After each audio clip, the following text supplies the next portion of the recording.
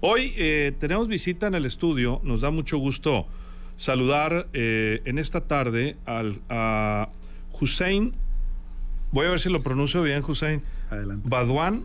¿Es correcto? Páez, ¿verdad? Así es. Hussein Badouan Páez es licenciado en Estudios Internacionales por la Universidad Autónoma de Sinaloa y maestro en Relaciones Internacionales y Diplomacia por la Escuela de Madrid. Él es palestino-mexicano. Es correcto. Y tuve yo comunicación por WhatsApp con una sinaloense.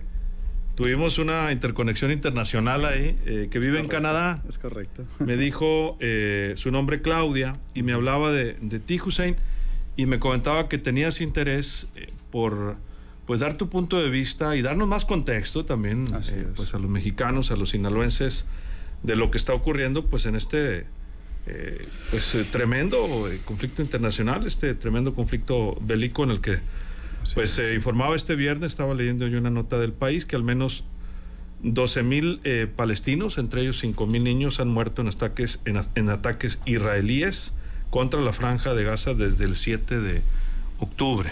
Seguramente, quizá, desgraciadamente puedan ser más, pero esas son las cifras oficiales.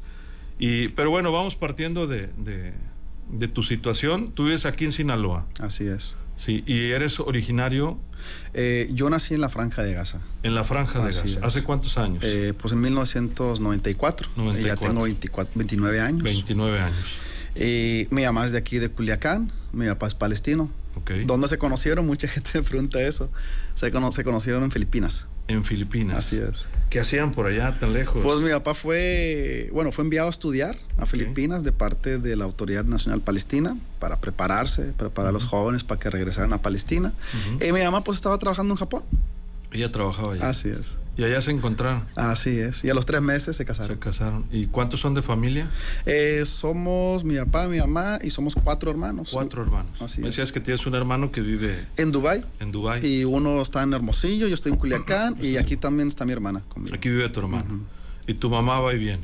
Sí, van y vienen, de hecho, mi mamá y mi papá. Tu mamá y tu papá. Así es. De acuerdo. Y me decías que de pronto pierdes comunicación con tu familia. Sí, fíjate, Luis Alberto, en primer lugar te agradezco la apertura. Sin duda es muy importante tener espacios como estos para poder abordar temas tan sensibles y creo que tan importantes para poder sensibilizar y concientizar a la gente aquí en Sinaloa y en todo México de otras realidades, porque al final de cuentas lo que está pasando en la Franja de Gaza no empezó el 7 de octubre. Lamentablemente. Okay. Es una historia de tragedia humana, en el fondo. De muchos años, ¿no? De muchísimos años. Estamos hablando más de 75 años de colonialismo. Lo que está padeciendo Palestina es algo que ya padeció el pueblo mexicano, que es el colonialismo. En México fue colonialismo español. En el caso palestino, que es la población autóctona de la histórica Palestina, están colonizados por los israelíes. Porque la gran parte, Israel, ¿de dónde nace? Yo creo que es muy importante tener claridad de cuál es el contexto y los antecedentes de la actualidad. Que Israel nace de un movimiento político que es el movimiento político del sionismo, que es ir a un territorio histórico que no les pertenece, donde ya había una población autóctona, que son los palestinos, ya había personas ocupando el territorio, y ellos a través de la mentira, a través de la fuerza y apoyo internacional, usurpan, roban un territorio que no les corresponde. Hay 3 motivos reales aquí por los cuales existe Israel. Uno de ellos es que, por ejemplo, Biden, el presidente de los Estados Unidos, lo dijo en los 80s y lo dijo a los 3 días del inicio del conflicto. Dijo, si Israel no hubiera sido inventado, tendríamos que inventar uno. ¿Qué quiere decir eso? La importancia geopolítica y geoestratégica y militar que tiene Israel para Estados Unidos. Pero de pronto se modifica la conversación por la historia de Israel, ¿no? También la historia religiosa, fíjate, etcétera, y quienes estamos tan lejos muchas veces podemos confundirnos también totalmente en la situación que realmente se vive allá, ¿no? Totalmente, fíjate. Uno como palestino tiene que enfrentarse a la mentira, porque el pueblo palestino siempre está en resistencia y está en lucha por algo muy elemental, que es su independencia. Y además, aquí el punto es que Israel, al final de cuentas, es una mentira. Porque dicen, es un Estado-nación para los judíos. Pues es el único país en el mundo que dice que abiertamente que es un Estado para una religión. Es como si dijéramos aquí en México, México solamente es para los testigos de Jehová. No, pues no. A los demás no les va a gustar, pero así es. Y está declarado y lo dicen abiertamente. Y además, Shlomo Sand, que es uno de los historiadores más importantes israelíes, judío, él escribió un libro que se llama La invención del Estado de Israel, porque él parte de que un Estado para una etnia judía es falso y es mentira, porque no existe una etnia judía como tal homogénea. Y están sufriendo un desplazamiento. Es correcto. Tremendo, ¿no? Fíjate, Luis Alberto, nuestro pueblo, mis abuelos fueron expulsados de sus tierras, de sus casas, de sus hogares en 1948. Y lamentablemente siempre ya fallecieron, y siempre tenían en mente, en su corazón, muy, muy soñado y anhelado el día en que ellos iban a regresar a sus casas. Porque la ONU reconoce el derecho al retorno de los palestinos a sus territorios. Porque la ONU reconoce a Israel como un Estado colonial, un Estado que está en ocupación, y por ende un Estado que está en ocupación y colonial siempre está en ofensiva. Cuando dicen Israel tiene el derecho a defenderse y todo eso, oye, espérame, es que Israel siempre ha estado en ofensiva, en ningún momento ha estado en defensiva. Entonces ahí sí los palestinos, como ocupados, como prisioneros, tienen el derecho a defenderse ellos de la ocupación. Y sí, Luis Alberto, lamentablemente los palestinos estamos viviendo una nueva Nakba, que es la catástrofe palestina, un nuevo desplazamiento, una nueva expulsión. Pero aquí, a diferencia de 1948, lo que está pasando ahorita es que es una cárcel. Yo nací, yo crecí y viví en la Franja de Gaza. Es una cárcel, literalmente es una cárcel. No puedes, los alimentos están muy restringidos. Yo cuando estuve ahí en 2006, antes de salir, fue el año y medio peores de mi vida, porque no había agua, no había luz, la medicina escaseaba, no había clases, no podías desarrollar tu vida. Y eso fue que sobrevivías literalmente, ¿no? Sobrevivíamos y apenas podíamos vivir. Además, la Franja de Gaza, ¿qué es? Son 12 kilómetros por 50 kilómetros, por otros 12 kilómetros y el mar. Ahí está. Se acabó. Y Israel es quien decide quién entra, quién sale, y solamente las salidas son por cuestiones médicas. Y si es que te dan permiso. Y además, la gente ahí vive frustrada. ¿Y es un interés religioso o de fondo también hay un interés económico? Fíjate, mucha gente me ha preguntado eso, si es un tema religioso de fondo o de qué se trata. Porque cuando hablamos de religión... Son extremistas, ¿no? También. Porque si hablamos de religión es complicado. No hay que meternos en eso porque se complica. Yo diría que el caso específico de Palestina es caso de un pueblo que busca su independencia, un pueblo que busca su libertad, que busca vivir feliz, porque allá la gente ama vivir, ama la vida, no quieren ser vistos como, pues de hecho hoy en día lamentablemente, a como lo hacían los nazis, fíjate qué tragedia humana es esto, porque así como los nazis hacían referencia a los judíos como ratas, y que está mal y estuvo mal, claro. Y es inaceptable lo que sucedió, así debe ser hoy. También debe ser inaceptable que el Estado de Israel llame animales a los palestinos y que los llame una cosa menor que un animal para poder deshumanizarlos y cometer el asesinato. Y he de compartir contigo y con tu auditorio y con el pueblo sinaloense que a mí me han asesinado a familia, me han matado una tía, y allá los bombardeos son terribles. A mí me ha tocado vivirlos, sí, y sobrevivir de ellos también. O sea, porque un bombardeo no solamente te cae a ti, tú te vas, no. O sea, toda tu familia, y allá la gente como vive aglomerada, sin nada, porque no pueden salir, no pueden hacerse ni nada.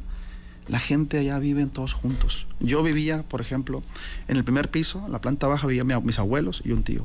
La casa estaba partida por la mitad.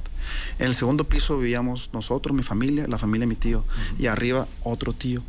O sea, estamos hablando de más de 60 personas en una casa. Y destruir una casa es matarlos a todos. Y es una tragedia en todos los sentidos, porque la mayoría, más de 5,000, son niños, son menores de edad. De hecho, la ONU ya dijo, la UNICEF, que muere un niño palestino cada 10 minutos. Y que la Franja de Gaza ya es llamado el cementerio de los niños. ¿Y qué gana Israel con eso? La política... Con ese colonialismo, si hay tanta pobreza, si hay tanta precariedad, Exacto. si hay un territorio tan reducido. Lo que quiere Israel... En esa franja en particular, ¿no? De hecho, una de las razones que manejan los teóricos y la gente pues, que piensa, ¿no? Dicen que hay gas enfrente de las costas de la Franja de Gaza. Otros dicen que quieren hacer el canal de Ben Gurión, que viene siendo un equivalente al canal del Suez de Egipto, para que pasen los barcos y ese tipo de cosas comerciales. Pero yo me voy más allá de eso. Israel vive de manera artificial por el apoyo económico de Estados Unidos y militar y político. No necesita más dinero Israel. O sea, por un tema económico no es un tema de tierra. Porque siempre ha sido un tema de tierra y siempre será un tema de tierra y no es un tema religioso.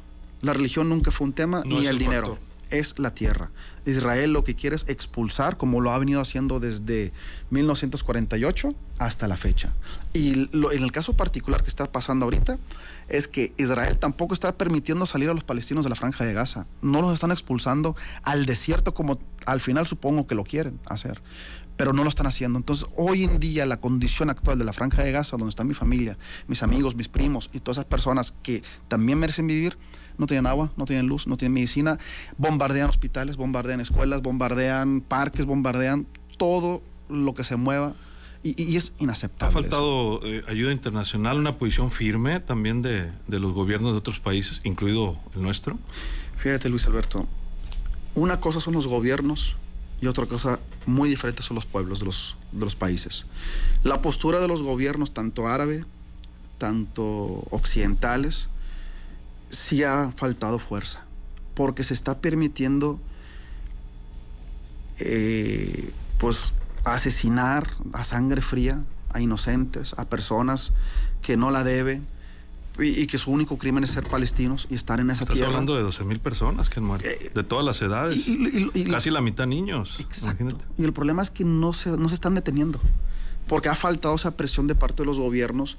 Okay. Yo en lo particular, yo le pediría al gobierno mexicano, a Andrés Manuel López Obrador, que pida un cese al fuego, porque no han permitido ni un cese al fuego. O sea, por una cuestión humanitaria, por una cuestión de que entren las ayudas humanitarias o lo que se necesite. No lo están permitiendo. ¿No ha habido ofensiva de parte palestina? ¿Defensa? O sea, a ver, esto nace a partir de que el grupo Hamas, que es un grupo de la resistencia palestina, para la liberación de Palestina, porque ellos están bajo ocupación, y lo dice la resolución 242 de la ONU, que como te había comentado, hay un ente ocupante y hay ocupados, que son los palestinos, y el ente que está como ocupante es Israel. Y los palestinos tienen derecho a defenderse según la ONU, y de hecho la Convención de Ginebra también dice que también tienen derecho a defenderse. Entonces, en efecto, en el 7 de octubre, después de 75 años, en efecto, los palestinos al fin fueron al ataque. Al fin. ¿Pero por qué? La Franja de Gaza tiene más de 16 años que tienes a 2.300.000 personas encarceladas. Literal. ¿Te imaginas? En condiciones paupérrimas, en condiciones muy difíciles, donde la mayoría son jóvenes, estamos hablando de más de 1 millón de personas que son jóvenes, que no tienen oportunidades, no tienen capacidades para desarrollarse profesionalmente y tampoco pueden salir. ¿Qué esperanza tiene esa gente? Sí. Hussein, escribes, ¿dónde pueden encontrar más información pues me pueden buscar de este tipo, la población, para tener un contexto más claro de lo que está ocurriendo allá? Pues me pueden buscar en mis redes sociales, okay. Es Hussein, Hussein, Badwan, y Instagram, y pues me pueden mandar un mensaje. Para interactuar sobre esta situación. Con mucho gusto. Pues estaremos pendientes, Hussein, esperemos que sepas de tu familia muy pronto y esperemos también que pues se encuentre la paz, ¿no? Muy pronto Fíjate, yo creo que la solución es muy sencilla, que se crea el Estado independiente de Palestina y que se respete el derecho internacional. Cumpliendo esas dos cosas. Con eso. Exacto.